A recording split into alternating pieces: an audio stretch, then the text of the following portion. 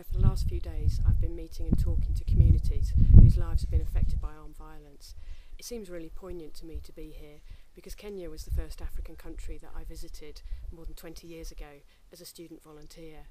I've been back since then many times, and I've known so many people whose lives have been torn apart by conflict and armed violence, and I've seen the destruction that the flood of weapons has brought, and that's one of the reasons that I got involved in campaigning to reduce conflict and campaigning for tough controls on the arms trade. The other day we visited West Pokot in northern Kenya, and we saw lots of guns that the police had collected through a voluntary disarmament programme. None of those guns had been made in Africa, but it was African lives that they'd claimed, and that's why we need an arms trade treaty that stops the irresponsible transfer and flow of weapons around the world.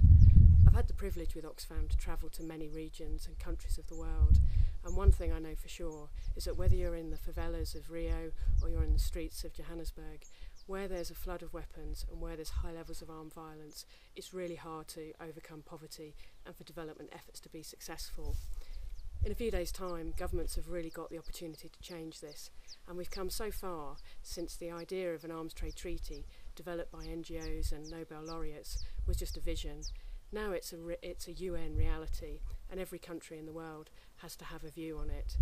We need your help to carry on campaigning and make sure that governments agree the strongest possible treaty, one that covers all arms and ammunition, and one that stops the transfer of weapons where there's a risk they're going to fuel poverty, conflict or serious human rights abuses. With your help, we can, in a few days' time, keep on pushing governments and create an arms trade treaty that really will make a difference on the ground.